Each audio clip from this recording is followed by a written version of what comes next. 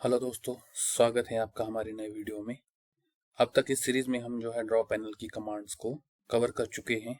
आज हम modify panel की कमांड्स को सीखना शुरू करेंगे। तो चलिए शुरू करते हैं। सबसे पहले जो है हमारे पास है मूव कमांड। तो मूव कमांड का इस्तेमाल हम ऑब्जेक्ट को एक जगह से दूसरी जगह तक मूव करने के लिए करते हैं। इसमें पूरा ऑब्जेक्ट भी हो सकता है या कोई एंटिटी हो सकती है, जैसे सर्कल, आर्क एक्सेट्रा। तो चलिए शुरू करते हैं। तो सबसे पहले हम मूव पे क्लिक करेंगे। अब ये कह रहा है सिलेक्ट ऑब्जेक्ट, तो कौन सा ऑब्जेक्ट हमें मूव करना है। तो ये मान के चलिए हमने सिलेक्ट किया। उसके बाद एंटर प्रेस करेंगे या राइट क्लिक प्रेस करेंगे। अब ये बोल रहा है स्पेसिफाई बेस पॉइंट और डिस्प्लेसमेंट। तो स्पेसिफाई बेस पॉइंट, तो बेस पॉइंट वो पॉइंट होगा जहां से कि हम किसी ऑब्जेक्ट को उठाना चाह रहे हैं। तो मान लीजिए ये मैं बेस पॉइंट लेता हूँ, इसको किया और उसके बाद अब जो है इसकी सीध में मैं इसे कहीं प्लेस करना चाहता हूँ।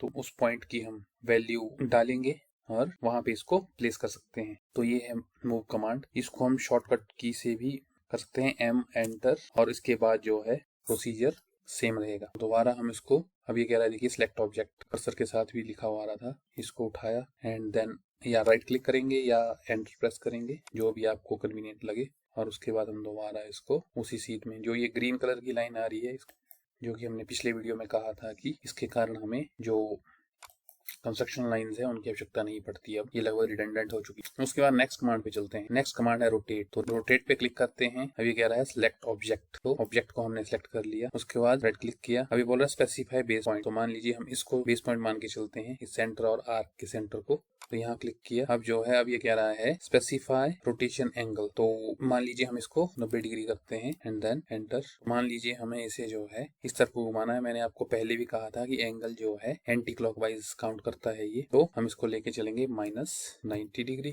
Then enter. तो ये देखिए ये 90 डिग्री पे रोटेट। तो इसी तरह हम किसी भी वैल्यू तक जो है इसे रोटेट कर सकते हैं। एक तो ये हुआ कि हमने इस पूरे ऑब्जेक्ट को रोटेट कर लिया। एक और ऑप्शन है इसमें, दोबारा हम जाते हैं रोटेट कमांड पे और ये सिलेक्ट किया, then enter, specify base point किया और कॉपी के लिए आप देख सकते हैं यहाँ पे कॉपी के लिए जो है सी को दबाया एंड देन को करते हैं 90 डिग्री, क्योंकि ये बोल रहा है स्पेसिफाई रोटेशन एंगल। तो एंटर। तो आप देख सकते हैं कि दो फिगर्स बन गई इसमें। तो इन दोनों में से किसी भी ऑप्शन को हम प्रयोग कर सकते हैं। इसको करते हैं फिलहाल अंडू। तो ये थी रोटेशन कमांड या रोटेट कमांड। इसके बाद जो नेक्स्ट कमांड आती है वो है ट्रिम। तो ट्रिम कमांड के अंदर जो है दो ऑप्शन हैं, ट्रिम और एक्सटेंड। तो दोनों को हम बारी बारी प्रयोग करेंगे। तो इसके लिए दो लाइनें खींचते हैं ऐसे और उसके बाद ट्रिम कमांड। अब ये क्या कर रहा है, सिलेक्ट ऑब्जेक्ट और सिलेक्ट ऑल। तो ऑब्जेक्ट को सिलेक्ट किया, उसके बाद क्या बोल रहा है, एंटर। अब जो है ये जो भी लाइनें इनसे एक्सटेंड कर रही होंगी या क्रॉस कर रही होंगी उनको हम जो है यहाँ से डिलीट कर सकते हैं। ये था एक तरीका इसको यूज करने का।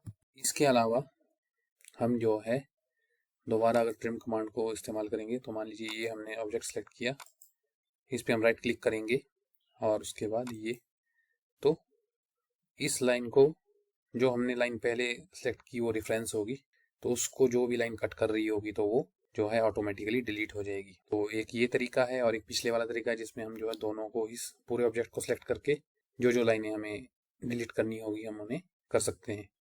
अब चलिए हम नेक्स्ट कमांड को इस्तेमाल करते हैं। तो नेक्स्ट कमांड है एक्सटेंड। ये बोल रहा है सिलेक्ट ऑब्जेक्ट और सिलेक्ट ऑल।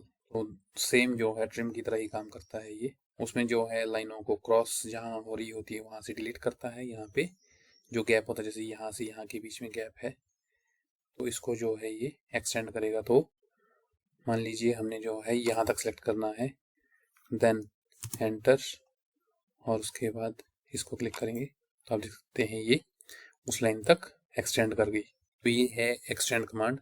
उसके बाद आता है इरेज। तो ये जो है हमारे डिलीट कमांड की तरह ही है। तो जिस भी ऑब्जेक्ट को हमें डिलीट करना है वहां पे एंटर करेंगे, उसको सिलेक्ट करेंगे, उसके बाद एंटर प्रेस करेंगे, तो इस तरह से ये डिलीट हो जाएगी। तो अभी तक जो हमने कमांड्स इस्तेमाल की उसमें से मूव का हमने शॉर्टकट बता दिया था। उसके बाद रोटेट का शॉर्टकट होता है RO। तो RO में करना पड़ेगा, फिर रोटेट कमांड जो है एक्टिवेट हो जाएगी। एंटर, तो आप देख सकते हैं ये रोटेट कमांड एक्टिवेट हो गई है। उसके बाद दोबारा एंटर, उसके बाद सेंटर पॉइंट स्पेसिफाई किया, और अगर हम इसको मान लीजिए है 90 डिग्री को माना चाहते हैं तो 90, देन एंटर। तो आप देख सकते हैं ये 90 डिग्री रोटेट कर गई। परंतु हमने एक और ऑप्शन देखा था कि अगर हम एंटर तो स्पेसिफाई बेस पॉइंट, तो इसके सेंटर के अबाउट हम रोटेट करना चाह रहे हैं इसको, पर हम जो है इसी लाइन को रोटेट नहीं करना चाह रहे बल्कि इसकी जो है कॉपी बनाकर रोटेट करना चाह रहे। तो ये कर दिया हमने C enter, and then 90 degree इसमें आ ही रहा है, देन एंटर। तो आप देख सकते हैं जो लाइन थी उसकी कॉपी बनकर जो है 90 डिग्री पे रोटेट होकर यहाँ पे ड्रॉ हो गई। तो थी रोटेट कमांड। उसके बाद जो हमने ट्रिम कमांड देखी थी उसका शॉर्टकट देखते हैं। TR एंटर करेंगे तो ट्रिम कमांड एक्टिवेट हो जाएगी। तो अब बोल रहा है ये सिलेक्ट ऑब्जेक्ट्स, तो दोनों को ही सिलेक्ट करते हैं, देन एंटर। उसके बाद ये जो रेफरेंस ऑब्जेक्ट है उसे दूसरी तरफ, जिस तरफ को हम डिलीट करना चाहते हैं उस तरफ उस ऑब्जेक्ट के ऊपर क्लिक करेंगे तो वो ट्रिम हो जाएंगे। उसके बाद जो है एक्सटेंड करेंगे EX, देन एंटर। एंटर के लिए मैंने आपको बताया था आप स्पेस बार को भी इस्तेमाल कर सकते हैं। उसके बाद ऑब्जेक्ट सेलेक्ट किया, रेफरेंस ऑब्जेक्ट, देन एंटर। उसके बाद ये लाइन जो है ऑटोमेटिकली आगे एक्सटेंड कर जाएगी। इसके अलावा यदि मान लीजिए हमारे पास यहाँ पे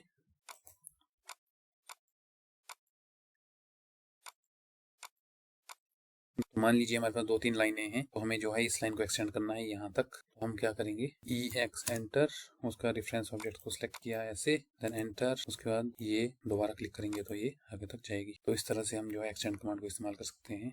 इसके अतिरिक्त EX एंटर, एंटर, तो जितने भी ऑब्जेक्ट होंगे जहाँ जहाँ भी हम जितनी बार क्लिक करेंगे वहाँ वहाँ ये अपने आप जो है एक्सटेंड करती जाएगी। अगर हमारे पास आगे इसको कोई क्रॉस करती हुई लाइन आ रही होगी, अगर हम किसी भी ऑब्जेक्ट को सिलेक्ट नहीं करते हैं इन तीनों में से, तब भी जो है ये कमांड काम करेगी।